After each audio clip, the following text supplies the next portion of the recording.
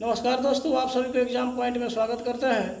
कहा गया है मन न रंगाए जोगी कपड़ा और दरिया बनाए जोगी बन गए बकरा। तो चलिए आज पढ़ेंगे छंद। कल हमने पढ़ा था रस और आज पढ़ेंगे छंद। चलेंगे बोर्ड पर देखेंगे। कल पढ़ाई हो चुकी है रस छंद, उसके बाद अलंकार पढ़ेंगे, लेकिन आज हम पढ़ेंगे छंद। तो चलिए यहाँ देर नहीं करते हुए शुरू करते हैं।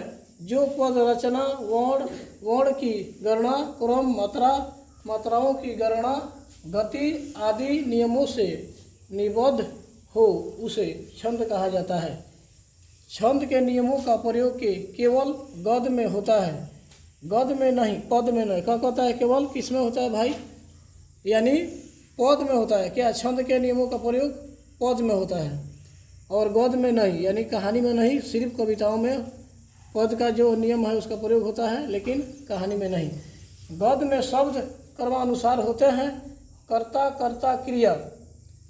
पद में इस प्रकार का कोई क्रम नहीं रहता है। छंद शास्त्र के नियमों के अनुसार पदों की रचना होती है।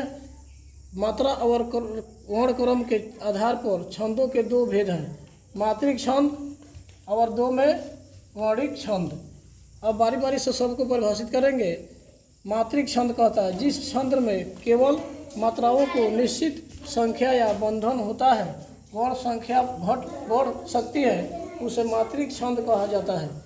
अब दो में है वर्णिक छंद। जिस छंद में वर्ण संख्या और मात्रा क्रम का संयोग होता है और जहाँ वर्णों की मात्राओं का क्रम मुख्य होता है, उसे वर्णिक छंद कहा जाता है। अब यहाँ कहता है मात्रा संख्या एवं वर्ण क्रम के अनुसार छंदों का भेद, यानी तीन भेद होते हैं। वर्ण क्रम के अनुसार तीन भेद होते हैं छंद के। जैसे एक में दिया है सम छंद, अर्ध सम छंद और तीन में विषम छंद। और सबको बारी बारी से फिर परिभाषित करते हुए सम छंद कहता है जिस छंदों में चारों चरणों में मात्राएं संख्या या वर्णक्रम एक समान होता है, उसे सम छंद कहते हैं। जैसे चौपाई, रोला इत्यादि ले सकते हैं।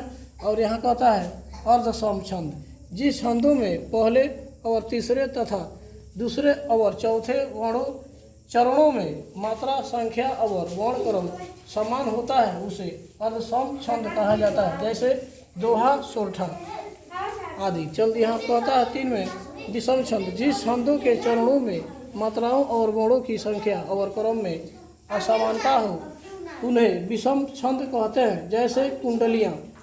अब कहता है मात्राओं की गणना कहता है स्वर वर्ण के उच्चारण में जो समय लगता है उसे मात्रा कहते हैं। हर्षव जैसे अ छोटी ई, छोटा ऊ, री और दीर्घ जैसे बड़ा कहता है आ, बड़ा, बड़ी ई, बड़ा ऊ, ए, ऐ, ओ, औ। छंद शास्त्र में हर्षव को केवल लघु और पाई और दीर्घ को गुरु अ कहा जाता है। लघु स्वर से युक्त व्यंजनों को एक मात्रिक और गुरु से युक्त व्यंजन को द्विमात्रिक कहते हैं। मात्रा गणना में एक मात्रिक और द्विमात्रिक दो मात्राओं का बोध होता है। प्रत्येक पद में कई चरण होते हैं। कुछ छंदों की प्रमुख परिभाषा इस प्रकार है, देख सकते हैं। अब यहाँ पे चौपाई कहता है, इसका भी नौ गो जो होता है परिभाषाएं जो होती है, इसमें भी 9 पढ़ेंगे। चलिए एक में पढ़ेंगे चौपाई जिसमें 4 चरणों होते हैं। प्रत्येक चरण में 16 मात्राएं होती हैं, जैसे यहाँ दिखाया गया है। कहता है मतु मोहि दीजे कछु चिन्हा, जैसे रघुनायक मोहि दीन्हा। चूड़ामणि उतारी तब दयहूँ, हरस समेत पवन सुत लयहूँ। यानी यह बात रामायण में कही गई है। यानी जब हनुमान जी लंका जाते हैं तो श्री राम जी ने क्या दी थी? एक मुद्रिकाएँ दी थी जो सीता माता को देते हैं और फिर सीता माता से मांगते हैं कि जिस प्रकार श्री राम जी ने हमें एक मुद्रिका दी है चिन्हित करने के लिए, उसी प्रकार आप भी एक हमको चिन्ह दीजिए कि मैं जा करके श्री राम जी को भेंट करूंगा। तो सीता माता क्या करती है? अपने चूड़ामणि से निकालती है, चूड़ामणि और हनुमान जी को दे देती है। और हनुमान जी खुशी खुशी फिर अयोध्या फिर श्री राम जी के पास चले जाते हैं। और आज के लिए इतना ही। जय हिंद, जय भारत।